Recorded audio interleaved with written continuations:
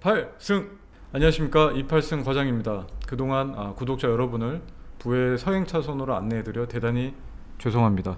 앞으로는 유용한 경매 강의를 통해 부의 추월 차선으로 다가갈 수 있도록 노력하겠습니다. 먼저 경매 강의를 하기 앞서 경매 공부를 왜 해야 하는지 제가 설명을 간략하게 드리겠습니다.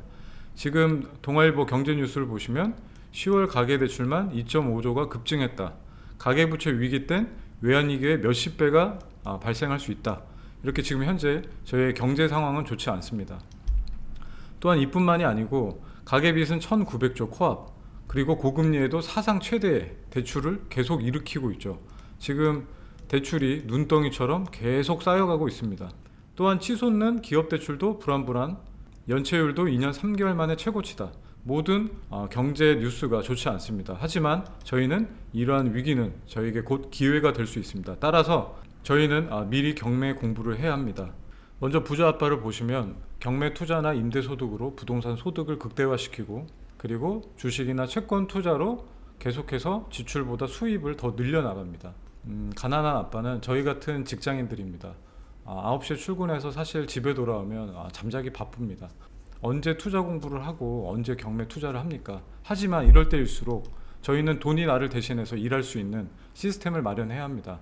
남들이 관심 없을 때 값싸게 투자할 수 있는 기회를 만들어야 합니다. 지금 이 연립주택 같은 걸 보시면 경매 고수들은 이렇게 유치권 신고가 있는, 권리적 하자가 있는 물건을 통해 권리적 하자를 해결함으로써 수익을 극대화시킵니다. 남들이 거들떠보지 않는 지하 빌라를 카페로 변경하면서 월세 수익률을 극대화시키는 사업성을 고려한 고차원 경매를 주로 하고 있습니다.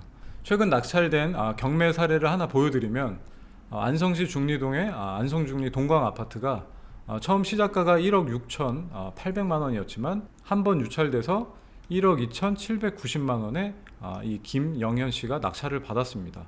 지금 이 동광 아파트는 사실 최저 매매가가 1.67억으로 지금 32평 단위 세대밖에 없습니다. 그리고 전세는 1.2억에서 1.6억 정도 형성되어 있고, 월세는 1,000에 90에서 2,000에 80이 형성되어 있는 아파트입니다. 어떻습니까? 월세 수익률이 상당히 높죠. 지금 현재 시세 1억 6,700만 원짜리를 1억 2,900만 원에 낙찰을 받았으므로 세전 수익은 3,800만 원이 됩니다. 어떻습니까? 정말 괜찮은 경매 투자 물건이죠. 이러한 경매 투자를 하기 앞서 저희는 최선순위 말소 기준 권리가 무엇인지 배워야 합니다. 이 말소 기준 권리에는 총 5가지가 있습니다. 가압류, 근저당권, 담보가등기, 선순위 전세권, 그리고 경매 기입 등기, 이렇게 5가지가 있습니다. 이 5가지 기준에서 제일 빠른 설정일을 찾으면 그게 말소 기준 권리가 되는 겁니다. 이 말소 기준 권리를 왜 찾냐면, 이 말소 기준 권리를 찾으면 이 말소 기준 권리 밑으로 설정된 권리들은 모두 소멸됩니다. 하지만 그 중에서 돈목적인 권리, 압류 근저당과 같은 금전채권인 경우에는 모두 소멸됩니다. 지금 연습을 해보면 지금 보십시오. 근저당, 압류, 그리고 임의경매가 있습니다. 근데 여기 옆에 근저당권, 가압류 중에 제일 빨리 설정된 일자가 말소기준 권리라고 했습니다. 그러면 2018년 9월 14일이 설정일이 제일 빠르기 때문에 이 근저당권, OK저축은행에서 하는 이 근저당권이 말소 기준 권리가 되는 것입니다. 그러면 이 말소 기준 권리가 정해져 있으면 제가 말씀드렸죠. 후순위 권리들은 모두 소멸된다. 18년 9월 14일 밑에 있는 이 권리들은 낙찰 후 낙찰자가 인수할 게 전혀 없습니다. 이 말소 기준 권리라는 건 사실 법에 나와 있는 용어가 아닙니다. 이 민사집행법 제91조 2항 3항에 보시면 매각 부동산 위의 모든 저당권은 매각으로 소멸된다. 그리고 지상권, 지역권, 전세권 및 등기된 임차권은 저당권, 압류채권, 가압류채권에 대항할 수 없는 경우에는 매각으로 소멸된다. 이러한 민사집행법 제2항, 제3항에 의거해서 경매 투자자들 사이에서 만들어진 이러한 법칙이 말소기준권리라는 용어를 탄생하게 했습니다. 방금 설명드렸던 말소기준권리를 한 번만 더 연습하겠습니다. 지금 가압류 근저당권, 가압류, 여기는 현재 지금 가압류하고 압류밖에 없죠. 그 중에 설정일이 제일 빠른 이 갑 4번 2021년 2월 1일이 말소기준 권리가 됩니다. 그러면 말소기준 권리보다 후순위 이 권리들은 모두 낙찰 후 소멸되는 것입니다. 왜 말소기준 권리가 중요한지 이제 아셨죠? 그러면 현재 하나의 사례를 한번 들어보겠습니다. 지금 남양주시 덕소리의 현대 아파트인데, 지금 감정가가 5억 4천부터 시작했지만 3억에 누가 낙찰을 받고 미납을 했습니다. 그리고 나서 다시 2억 3천에 받은 물건입니다. 지금 이 덕수 아파트는 한강뷰를 바라보는 위치는 뭐 제법 좋은 아파트로 보여집니다. 지금 평수도 전용 면적이 40평으로서 50평짜리 아파트입니다. 지금 임차인 현황을 보시면 박모모 씨가 지금 전입일자가 2017년 6월 22일 날 되어 있고 보증금 금액은 3억 원으로 되어 있습니다. 그리고 아까 저희가 배운 권리 분석을 먼저 해야겠죠. 지금 가압류, 압류, 가압류 이 중에 제일 빠른 설정 일자가 제가 말소 기준 권리라고 했습니다. 그러면 2019년 6월 18일 이 가압류가 말소 기준 권리가 되는 것입니다. 그렇게 되면 이 후순위 권리들은 낙찰로 모두 소멸됩니다. 따라서 낙찰자가 인수할 권리는 전혀 없는 물건입니다. 그리고 다음으론 임차인의 대항력을 봐야죠. 이 3억 원 보증금을 낙찰자가 인수해야 되는지 그걸 파악해야 합니다. 왜냐하면 임차인이 이 보증금 3억 원을 낙찰자가 인수하느냐 인수하지 않느냐에 따라 낙찰자의 리스크가 결정되어지기 때문입니다. 그러면 이 대항력이란 무엇인가? 지금 이 임차인은 기존 임대인과 임대차 계약을 5천만 원에 했습니다. 하지만 이 임대인이 채무를 빚져서 이 임대인의 부동산이 경매로 넘어갑니다.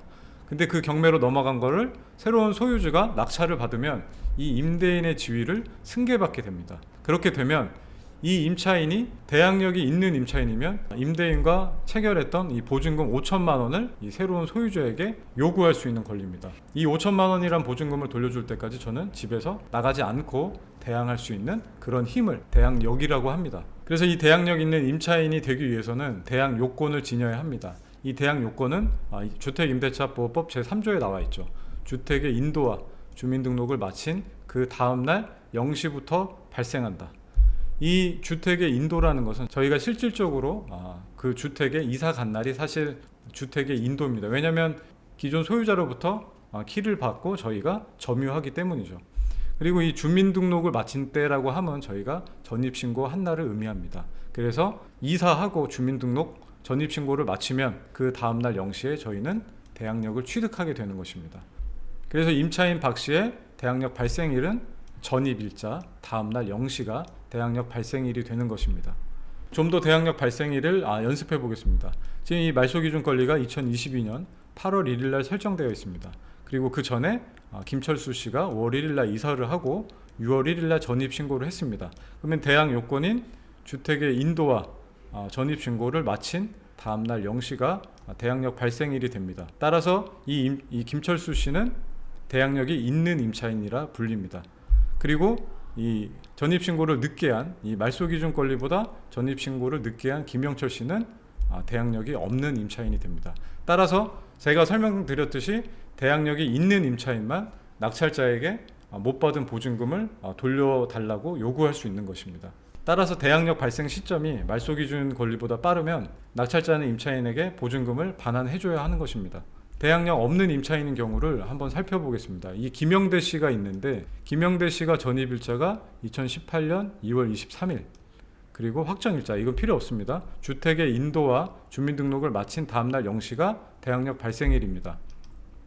그러면 이 임차인 김영대 씨는 2018년 2월 24일 0시에 대항력이 발생합니다. 그러면 말소기준 권리는 근저당권 설정 중에 제일 빠른 설정일자 2010년 12월 3일 그러면 이 말소기준 권리보다 임차인의 대항력 발생일은 후순위이므로 대항력이 없는 임차인입니다. 따라서 낙찰자는 임차인의 보증금을 돌려주지 않아도 됩니다. 어떤가요? 되게 간단하죠? 그리고 마지막으로 매각 물건 명세서를 한번 살펴보고 매수인이 인수할 권리가 뭐가 있는지 한번 살펴보겠습니다. 아까 임차인의 보증금 3억이 있는 거는 아까 저희가 살펴봤죠. 그리고 낙찰자에게 인수되는 권리는 이 매각 물건 명세서에 지금 제가 체크한 요 세 개의 낙찰자가 인수할 권리가 있다면 꼼꼼히 살펴봐야 합니다. 하지만 지금 매각 물건 명세서에 나와 있는 추가적으로 낙찰자가 인수할 권리는 전혀 없습니다. 따라서 이 물건은 권리 분석이 아주 깨끗한 물건입니다. 그리고 시세를 조사해야 합니다. 지금 네이버 시세를 봤더니 5억 6천에서 5억 8천이 지금 최저가로 지금 형성되어 있고 그리고 실거래가는 6억이 되어 있습니다. 그러면 우리가 5억 6천에서 6억 사이가 시세구나. 그러면 그 밑으로 저희가 입찰 가격을 정해야겠죠. 그러면 이렇게 시세를 확인하면 입찰 고려사항은 끝이 납니다. 저희가 이제 얼마를 입찰가에 쓸지만 결정하면 되는 것이죠. 결국은 이 투자자는 2억 3,689만 원에 낙찰받고 이 대항력 있는 임차인의 보증금을 반환해야 하기 때문에 총 5억 3,689만 원을 입찰가의 적은거와 똑같습니다. 그러면 이 시세와 비교해 본다면 3천만 원이 채 안 되는데 뭐 법무사비, 그리고 뭐 중개, 뭐 전세로 줬을 땐 중개 수수료비, 그리고 취득세, 그리고 명도 비용을 모두 고려해 봤을 때 지금 낙찰받은 이 낙찰자의 수익이 그렇게 커 보이진 않습니다. 아마 실거주를 위한 입찰이 아니었을까 하는 생각이 듭니다. 어떤가요? 좀 어려우셨죠? 지금은 처음이지만 계속해서 이렇게 사례와 이론을 같이 결합해서 설명을 드려 최대한 이해시키도록 제가 노력하겠습니다. 그러면 다음번에는 제가 낙찰받은 사례에 대해서 한번 설명을 드리고 오늘 수업은 이만 마치겠습니다. 감사합니다.